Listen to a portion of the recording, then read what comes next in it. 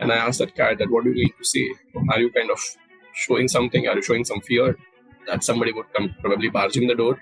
She said, no, I'm just feeling that you need to open the door and rush out to the mother of this lady who has called you, because those who has pets and who are no more, they're still getting guided. Whenever I communicate with the deceased pet, they have been guiding the family, including. But the best part was he also measured the purring of a cat as a frequency and the wagging tail of a dog.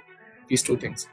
Both of these were above 500 frequency, which is said to be love, unconditional love. Karma. So, And each land has its own karma.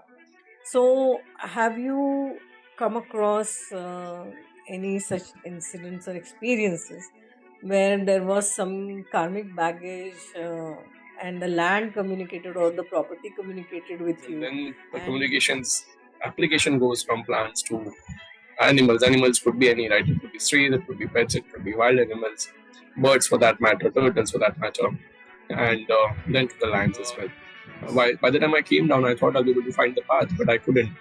And then panicked, I called out the Prakriti Devata, like a nature god, asking that, please, can you help me? Similarly, even the plants and the trees have their strong networks where trees, of course, are known to have its own neural networks, and they have their own healing mechanism, understanding emotion, understanding pains. Aloe vera went on telling me that, in fact, that plant is mirroring a lady in the house who is very idle on me. There's this concept of soul contract. In our Indian culture, we call it Runanubandha. When we may feel that pet has come just out of no reason, but when we ask them, their parents may be staying somewhere else, but since they have the pet contract or a soul contract, they would just absorb it. So, um,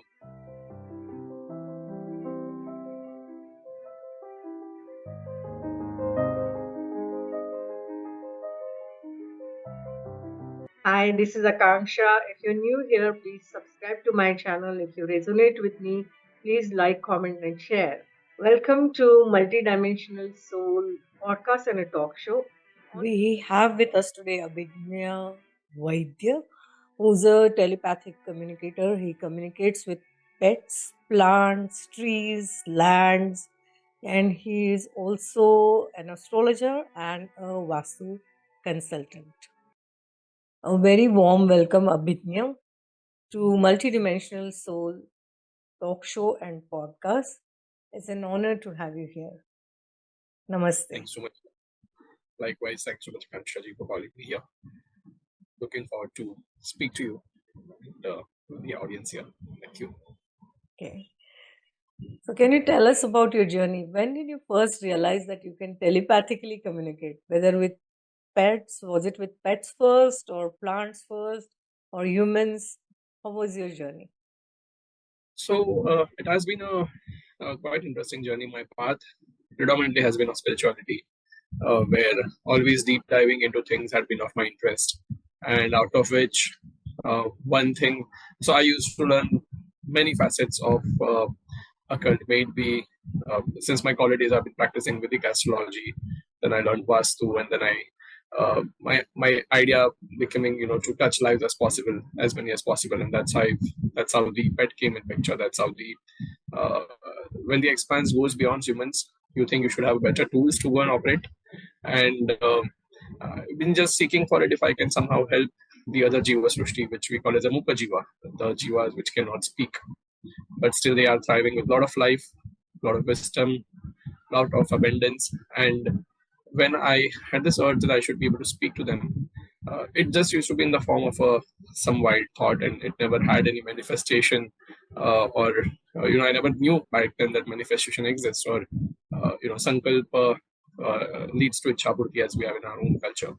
So I was a part of, like, the reading things, and I was into meditative practices, following Sadhguru's Isha Foundation practices. During the courses, I used to have a lot of interactions with other meditators, where we would just think of each other and we would call, or there would be some simple similar messages which has been passed, or something which is thought of. With 2-3 of them, it had started becoming so evident that I'm like, oh, this is something very different and very an experience in a way. We do experience at times that we think of a friend and a friend calls us. In fact, that is what is telepathy is. But beyond that, it is like a specific thought or a specific event. If you think of it, it happens. It used to take place. So that was the first few observation which I had, that there is some communication taking place without, knowing anything about a person or a background.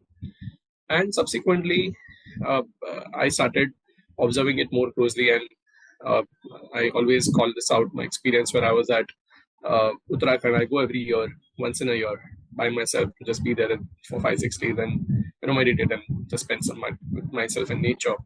And that time I had gone up for stargazing by myself. It was 6:37 in the evening, and by the time I came down, I thought I'll be able to find the path, but I couldn't.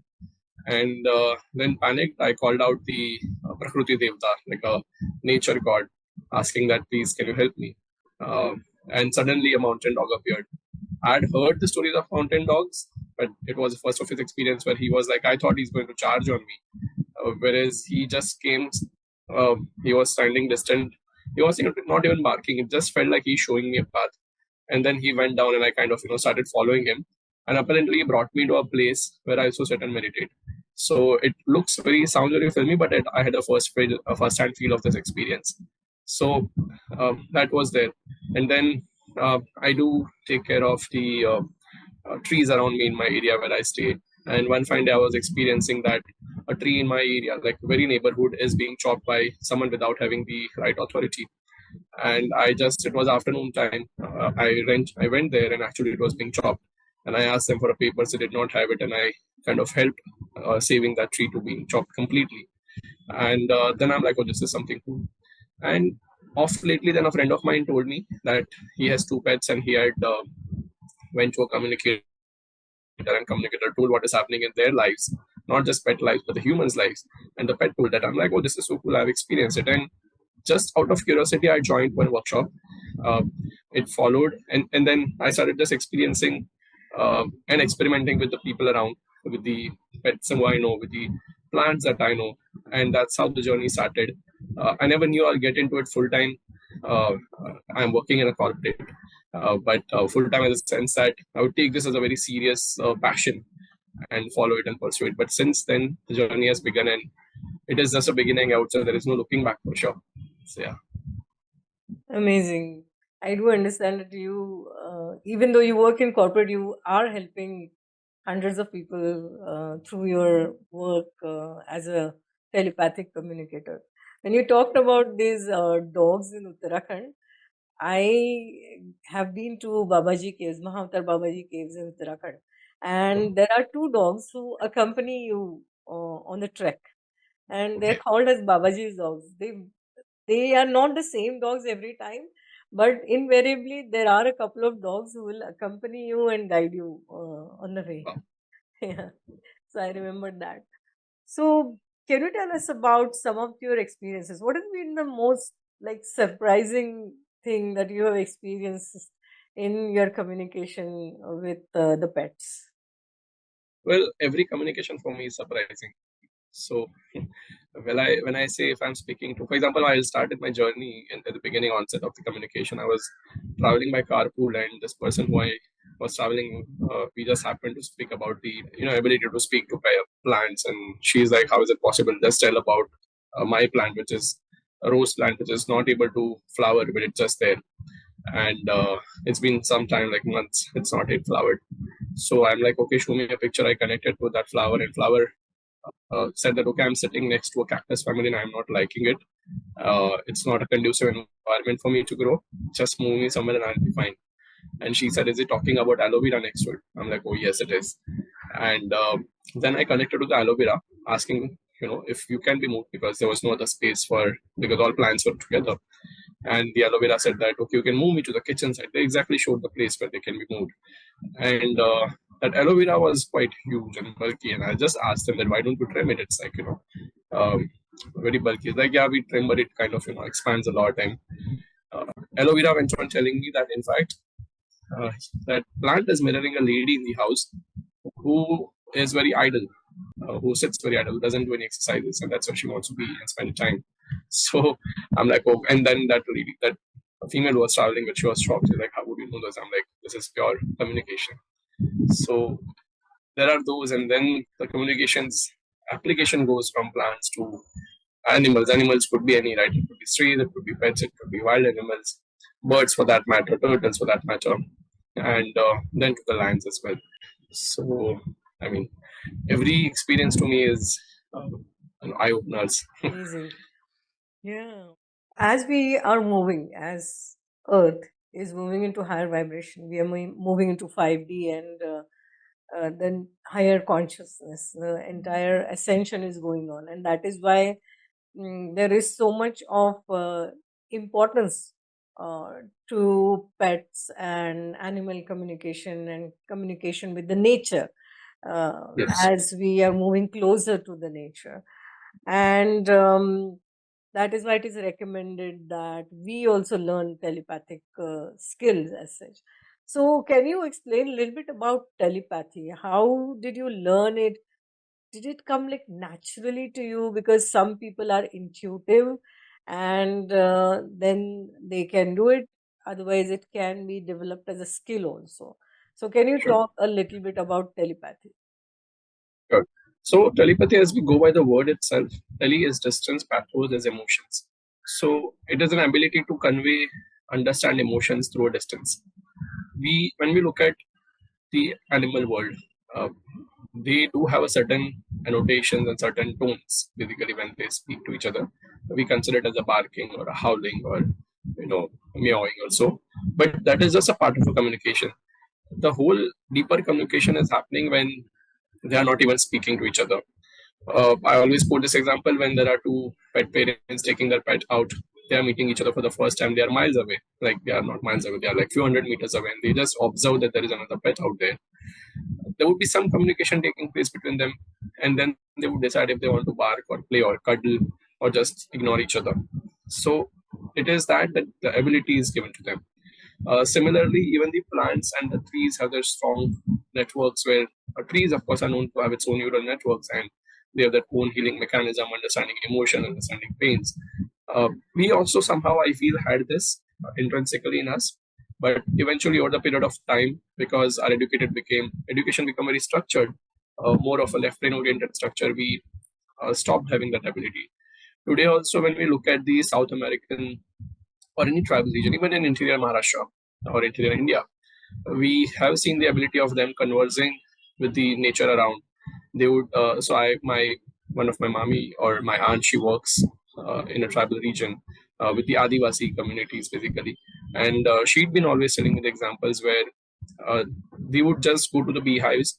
They would ask the beehive that, oh, we need certain amount of honeycomb, sorry, honey, and they would just put their hand, get the honey, and bees would not harm them. It may look like a made up story, but that's, and I'm like, how is it possible that we get this thing, but for them it doesn't? And to which she says that they are so close to nature, they are so in sync with nature, that nature also understands they are going to take only that much which is required and not exploit like the way a human do. So coming to telepathy, I would say I was blessed enough to experience it beforehand. To hone up the skills, I took a couple of workshops. Uh, and then I started practicing it just to see how it works, because it was more of my curiosity. I was been into birding since my college days, and I would be a part of Bombay Natural Study for a while, and then I would go on looking for Himalayan birds and migratory birds and whatnot. And I'm like, wow, I would love if I can understand the language. And even to quote Isha here, Sadhguru, he still mentions that even he's fond of snakes, and he always says that snakes has got a certain, they are very sensitive to the energies. Whatever is happening in the plane of the earth, they would just sense it like this. And if something is happening in one part of a country or a continent, and if the snake setting in South America also would understand, because they could just sense it. Even in the yogic culture, snakes are given that much importance, because they would just know when your frequency is such where you are at much more, in the absolute shunya state, or I would say in that state where there is hardly any movements taking place. Snake would just understand that you are rising in certain way, and then you come and you will attract snakes accordingly. So The sensibility part is always known. Just to understand what it comes, how it comes, is where I learned. But uh, I would say it's like it's very intrinsic. It's very natural for all of us. We do that. Especially those who have pet parents, those who are pet parents, those who have pets at home. They just know that at their place, they would know that the pet is hungry, pet is sad, pet is not keeping well, and sometimes most of my communications they would just come and say that I know my pet wants to tell something, which up that so far I understood, but beyond this, I would like to understand something more. So tell me, what is it? So all of us are experiencing it. Somehow there is a layer of us which kind of, maybe a part of a society which may not accept it or maybe considers it as whimsical, because we just feel that whatever belongs to a fifth sense, five senses are the only limit that we have. Whereas in Bhagavad Gita, Shri Krishna Bhagavan says that Manasya Sharendriyani, which means that there is a sixth sense prevailing out of your mind, through which you can have the access to the other dimensions of being where you cannot see. So yeah. Yeah, absolutely. I have personally experienced myself, and I have seen this, that cats especially have a great extrasensory perception. They can see spirits, and they can get messages from the soul also. So have you had any such experience where cats have given some messages from the other side? Yes. So one specific case where a cat would just uh, keep looking at the door, uh, and that too at the stopper of a door up there, and just keep meowing. And it was just one single lady staying in that room, so she reached out and we were having a conversation. And I asked that cat that, what do you mean to say? Are you kind of showing something? Are you showing some fear that somebody would come, probably barging the door? She said, no, I'm just feeling that you need to open the door and rush out to the mother of this lady who has called you, because she is at it with, I mean, her health is at stake. Something may happen to her and we need to take care of her. And apparently she called and got to know that her mother had a fix. And then they went and then they tried to help them out. So this was one of its experience. Even in terms of dogs, I've come across a couple of experiences where a dog would not keep uh, okay, and when we look at them, we ask them why not fine. They would say it's not me, it's in the family, which I'm taking it on me. There's this concept of soul contract in our Indian culture. We call it Runanubandha. So a pet has certain role to play in the family. When we may feel that that pet has come just out of no reason, but when we ask them, their parents may be staying somewhere else, but since they have the pet contract or a soul contract, sorry, they would just absorb it. So um, I have these experiences where I speak to a pet parent. They say that okay, he's limping, he's bloating, he's not doing well, and I would just say that vets would come and say that he's fine, doesn't have any problem. That's where you would realize that the problem is not with them, the problem is with humans. And then they confirm that okay, for example, this is very recent story, a conversation where there was two pet um, who I would just change her name, but basically Sushma and Jaya. Okay, now Sushma was not keeping well, and she passed away suddenly. And she was staying in the farm area, whereas the pet parents were staying in some other city in Pune. When I connected to Sushma, Sushma said that she generally it could be just a natural death. We don't need to think from the angle that it could be something supernatural every time. So first thing which I asked him is like normal communication as to what happened. But when they say that they have taken something from human, uh, Sushma said that I have taken the spike of a sugar level from the human, and also of a blood spike in the same family. Got to know that the father had a diabetes and the grandfather had a heart issue. Now that's why she passed away. Okay, I was like, fine, this is okay. Maybe you might have another one, which also might be showing a similar symptom, which was the other pet, because that's what coming through Sushma, that we need to take them out as in the grandparents and father for a checkup. Otherwise, they are just absorbing, trying to help them, or otherwise something may happen to them.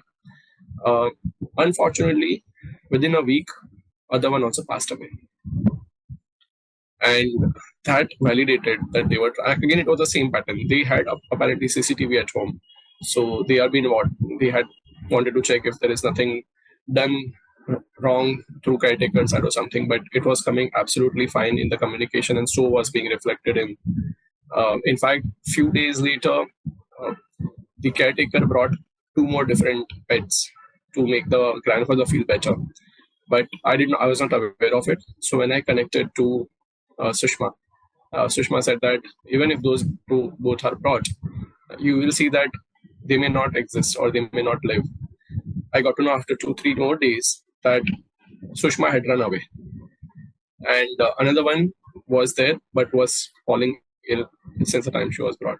So these things, one or two times can be coincident, but when it happens time and again, I just feel we need to have some more work in that field where we observe the patterns, we try to understand the root cause, and a pet would not come in your life, or a stray also would not come, or in Dattatreya Sampradaya and Shripacharya Charitramrita, or even if any Runanubandha's concepts when you read, nothing would come to you without having karmic debts.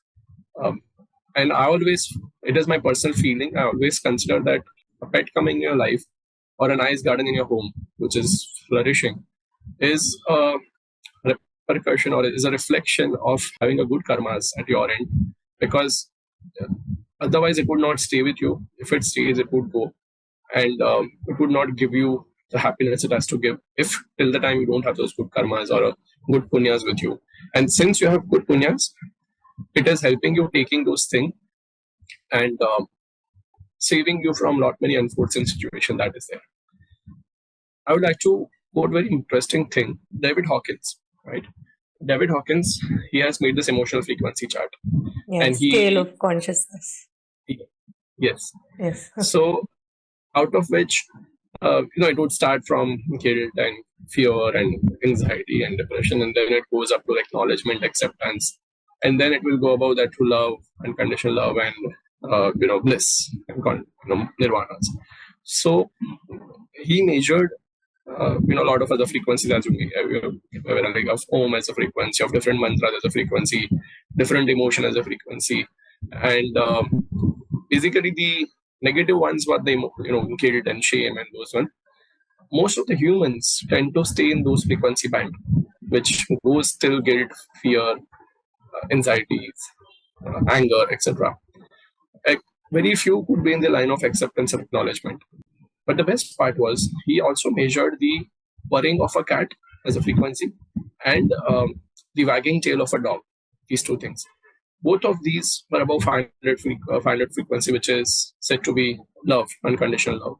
So a pet comes in a life from that dimension, and now you are thinking, and you are operating out of a low dimension. That's why the moment they would come in your life, you will see there is sudden, rise in your happiness and in your mood, and even you're coming out from work, they would just come and sit by your legs. They would just go and lick you, so that they are trying to ground you in a way.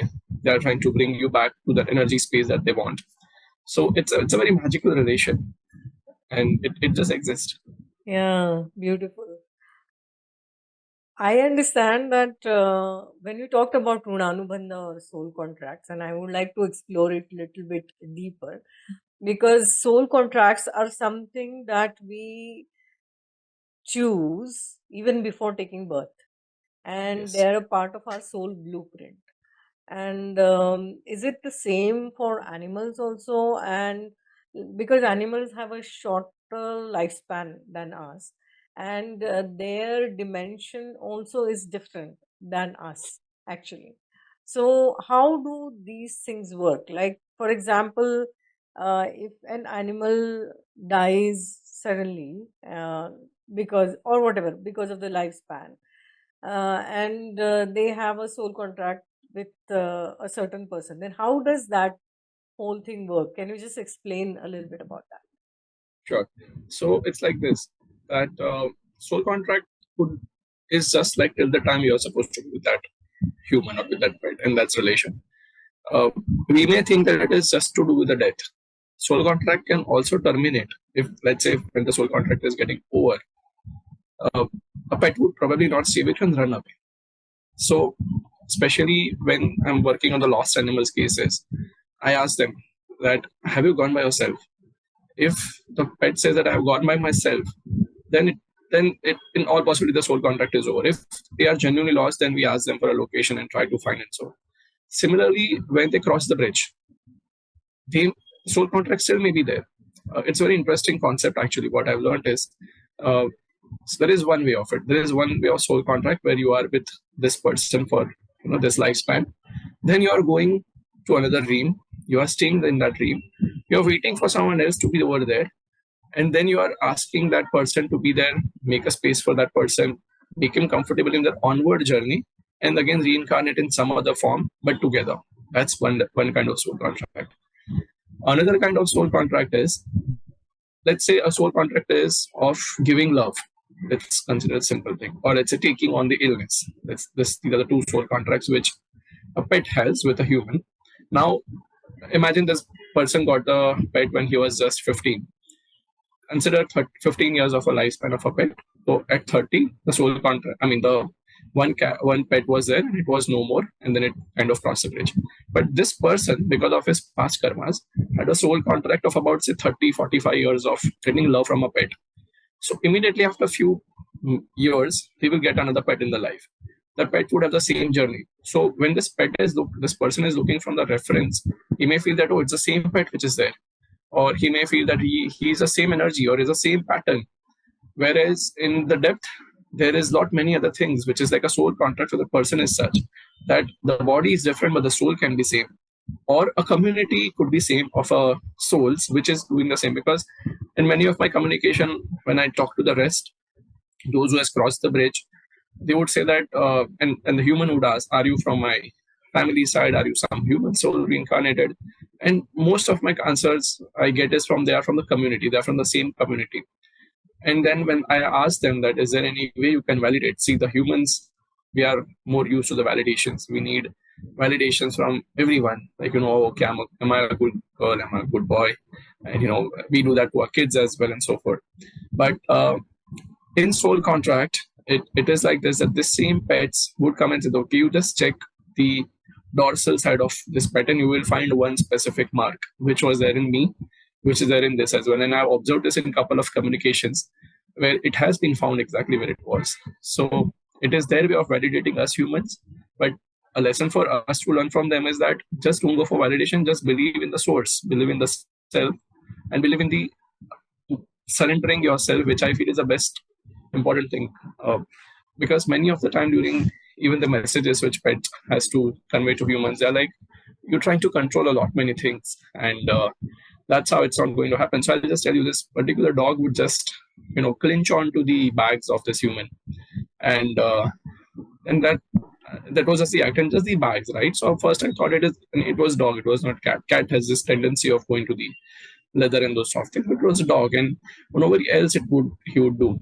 So when I asked what is it, and he's like, no, it is just a human who is very controlling in nature, and he wants to keep control on what is happening in this person's office.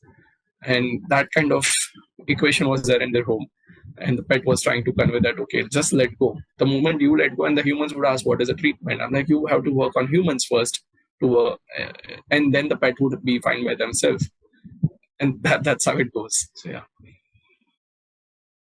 Yeah. So you communicate with land, plants, trees, cats, dogs, and different animals, even wild animals. So is the process of communication different with different species, or how is it? process is same, I would say, but the tonality, the detail of information that has to come would be different. For example, if I'm speaking to a domesticated animal, they would be much more sour, calmer in their approach. Vis-a-vis if I'm speaking to a wild, even in terms of cat, as in, because they are also from the same tiger and the cat, they're from the same family, they would be bit. The communication time, the tone changes, and I just have to tell my pet parents that if my tone changes, if something is sound as blunt, please don't consider it as mine, because that is coming through the animal for that matter. But lands, when I communicate, sorry, since lands has a lot of memories, there are different type of lands which would exist. One could be just an open land, which is, let's say, a farm which is not fruiting and flowering. And since it's an open land, there would be, and it's not much habitated by humans, it won't have much information or much, I would say, complications or much quanta of information or a memory. Vis-a-vis, if it is a property which was once to be constructed, but now it has been stalled for some reason, and when there could be a casualty, there could be some legal aspect, there could be a lot of emotional drainages which would have taken place, then it would have multiple energy points to speak to. And then there could be an individual house, again, where there are many humans who stays. Based on that, the communication scale, the communication depth, the information's finerness of the information, all these things would depend on that. But the concept is same, that communication takes place either like, you just feel like you're listening to it, or you may get visions at times, you may get the sensations in your body, or it could be just like, you will feel that something is happening around you, and you'll be able to communicate. You talked about land talking to you or communicating with you about certain things that have happened. And I do understand, and I know this, that location impressions are also there. There is a location karma. Some specific, each country also has its own karma, Correct. and each land has its own karma. So, have you come across any such incidents or experiences where there was some karmic baggage and the land communicated or the property communicated with you, and you were able to give some solution to your clients? Yes. So I can think of two examples. One is materialistic, one is spiritual. So I would like to quote both. Materialistic one is where it was a big property, and take example of Mumbai, where there was another property. I got to know that they were builders who construct properties. And well, I did not know it. And before, I was actually doing a communication to their own house in Mumbai.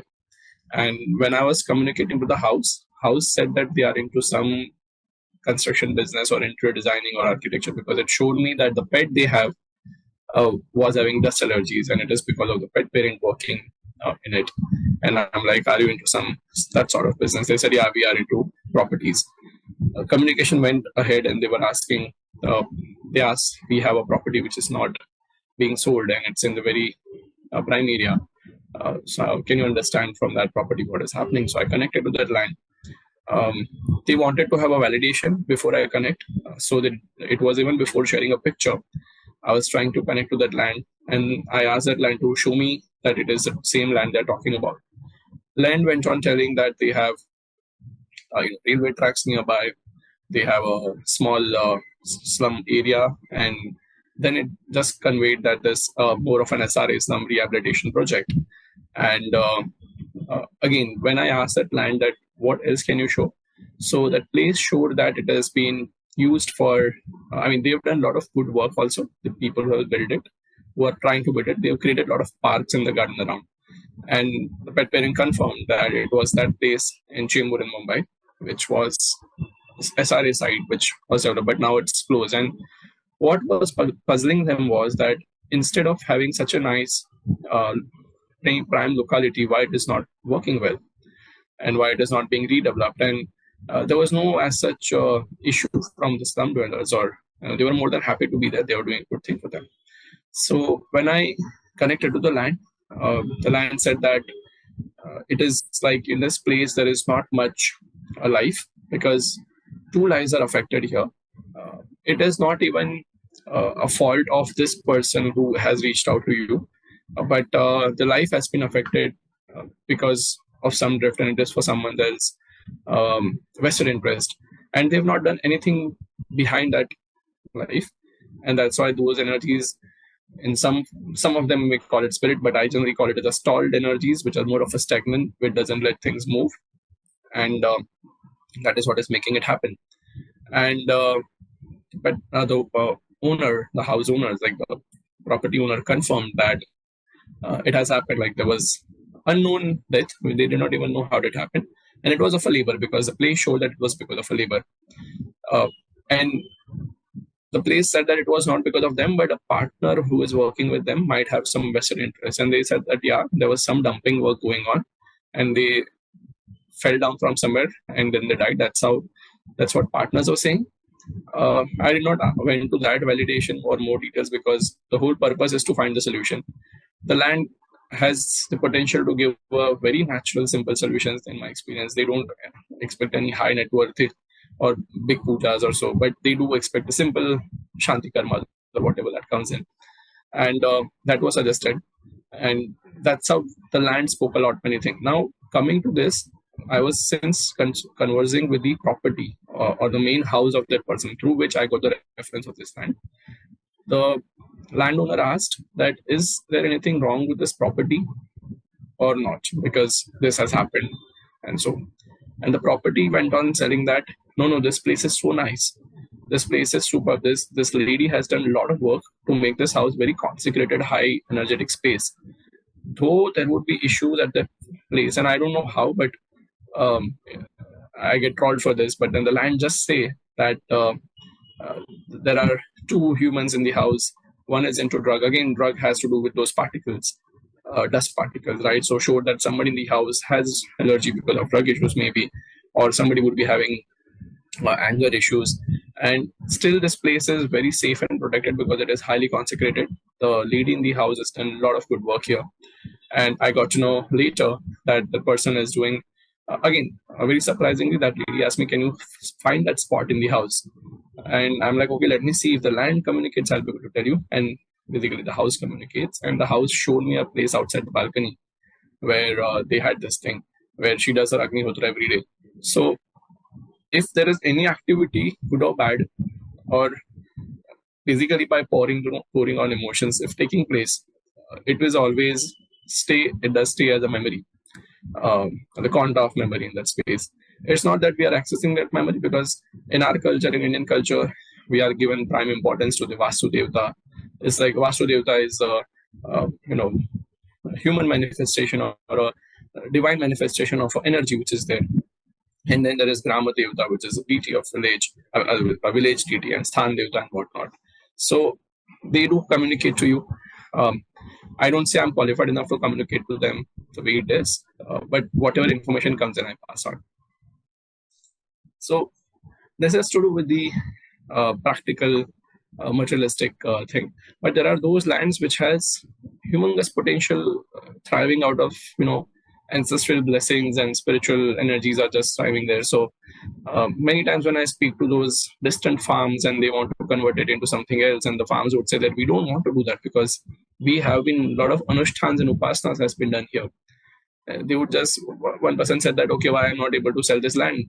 The land said that because you are planning to use it for your own commercialization. So he was basically supposed to give it to some other party who would manufacture the Ayurvedic medicines there, but the land did not want to do that. So it's that some properties have said that this area is thriving out of blessings of Nath sect, Nath Sampradaya, and Babaji, sorry, the Nath, we got is Machendranath, Gorakhnath.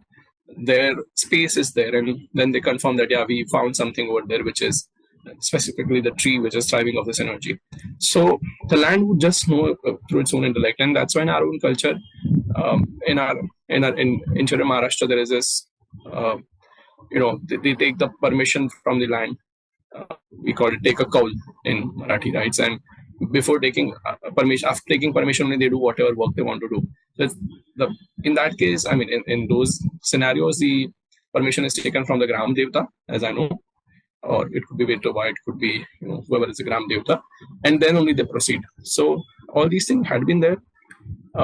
Eventually, because of colonization, or because of all the westernized approaches, these things somehow this slightly got disarrayed. But again, good thing, my whole concept is to bring it back and make a conversation as a very simple process, and not just something which is extraordinary. It is just like very simple conversation like we do with all humans. Yeah.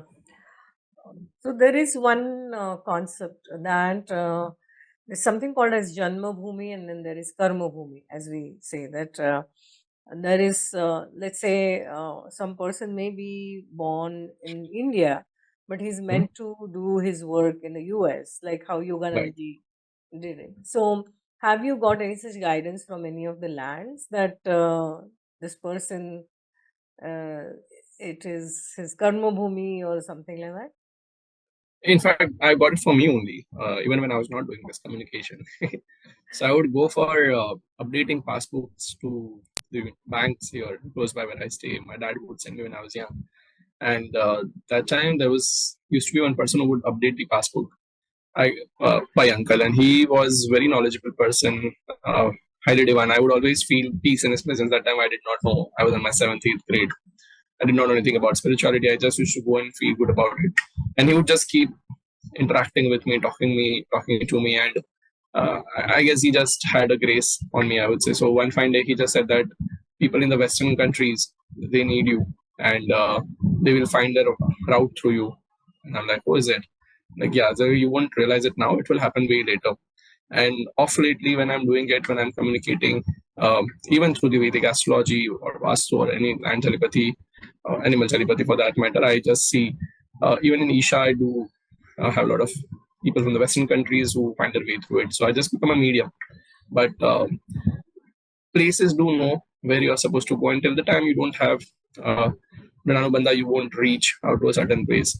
In Vedic astrology, there is an interesting concept that, let's say, your fourth house, it deals with the place in which you will stay, what kind of environment you will have. Now, if there are certain planets in certain favorable signs, you will have your house, your surrounding accordingly. That's very simple cliche, uh, not one size fits all, but a generic predictions are like if you have a Jupiter in the fourth house, you will have a temple nearby. If you have Saturn in your fourth house, you may stay in the house where there are either it is an old building or old constructed apartment, or it could be the area where there would be slums. If there is Rahu, there would be bad nala, or what we call it, that passing through it. So those informations were there in a part of astrology, but when we see it as a part of a land as such, based on your Runanubandhas, you will be in your Janma Bhumi, Karma Bhumi. It all is. I always see, Prithvi Mata as one entity, and wherever, whichever part we are, if we are just offering ourselves, it makes we are just doing our duty, nothing else. We are just giving back.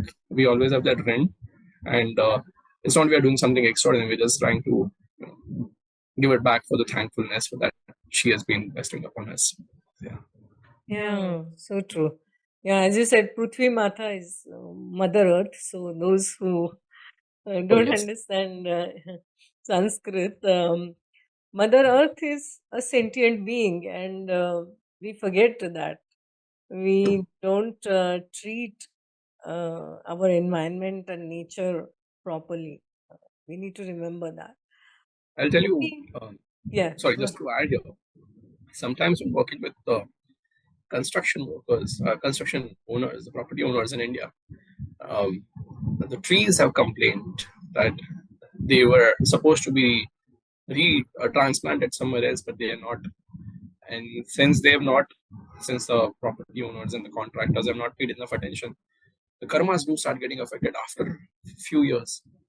So the whole sense of responsibility that one has to take when you're dealing with the land, especially those who are in the field of land, it comes with a lot of responsibility. Just touching, a plow or something very sharp edged to the mother earth, and then you are kind of making money out of it, which is really good thing. But then it comes with a lot of responsibilities.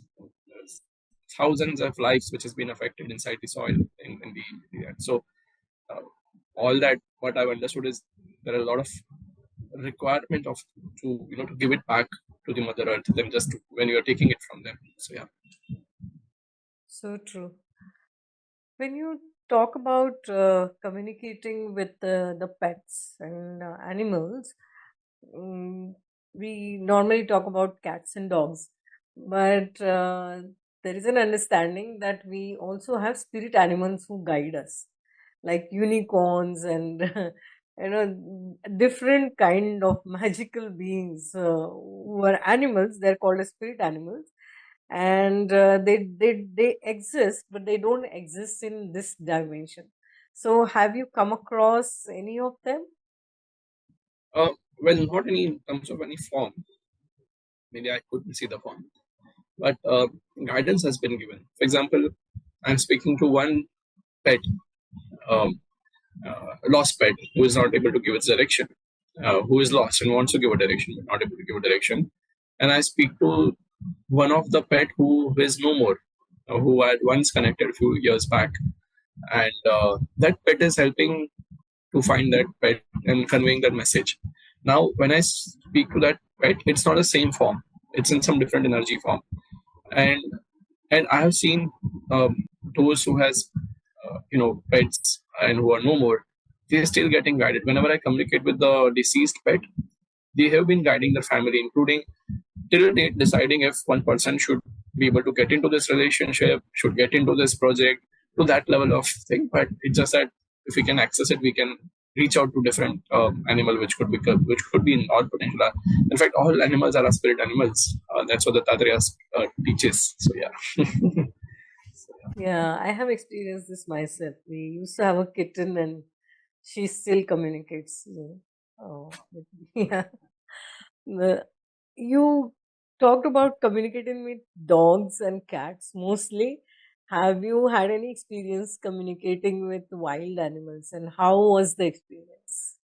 Yeah. So wild animals, of course. Uh, in fact, initially when I was just experimenting, that time I had spoken to one wild animal. Somebody just sent me a picture saying that okay, this is in National Geography. They would have come across this tigress and sent me a picture and said that okay, can you just speak to this? And when I connected to this tigress said that what is happening. She showed me what is happening around her life. Now there is no way you can validate, but at least in that article there was some validation which the person who had sent me he knew it. Wild animals do tell me about what is happening in their life. That time, this her name was Nidyanki. Nidyanki said that there's a lot of heat in my area. We don't get food so easily as you get. We have to vouch for it. We have to fend for it. And I'll serve 2 cups. And because there are these 2 cups, I have to do some more work. And that's why I'm staying closer to water body. And then showed the place where she stayed. And luckily, the human, I mean, the friend of mine who shared it with me, he validated this information. So he said, "Yeah, this is how it is." And the name was Nilyanki because she had blue eyes and she had 2 cups, and she was deprived of water. She was, in fact, moved near to the water body because of the same reason. So it's like that. Even speaking to elephants, for that matter, are very beautiful. They have got behemoth memories, and they would just horses, for that matter. In fact, though they are not wild, but horses would just know what is happening in humans' life, and they are super protective. They are super agile. In fact, one pet who I had spoken to, in fact, coming back to a dog who I had spoken to was feeling, uh, you know, out of breath most of the time. And the pet parent asked it, "Why is it like that?" And I asked that dog, and he said, "Because my pet parent wants me to make like a horse." I'm like, "What kind of example is this?" So she said, "Yeah, because I jog like a horse or I run like a horse." And then the pet parent said that, "Yeah, we have a farm and where we have horse, and this fellow chases horse most of the time." So it's like that. So yeah, but horses are very. So I was just speaking to this person who plays polo, and she had 2 horses. So when I was speaking to her, one of her horse, the horse said that she feels really bad that she may not be able to, once she retires out because of her age, she would be sent somewhere else, and she won't be able to cater to her pet owner. And that's what was conveyed. And the pet owner said that, "No, don't worry, I'll take care of you." And also mentions that what kind of attention she likes, what is her take on the race. All these things do come on them. They don't consider it to be as a race, but they just see that my owner is taking care of me like anything. I'll just go and I'll run my best. So it's that. Yeah. Wow, that is fascinating. Thank you for tuning in from wherever you are in the world. As Ramdas says, that we are just walking each other home. So thank you for co-creating the new earth along with me and my guests. If you resonate with me, subscribe to my channel, like, comment, and share. Let's keep this beautiful energy in flow, in motion. Namaste. Lots of love.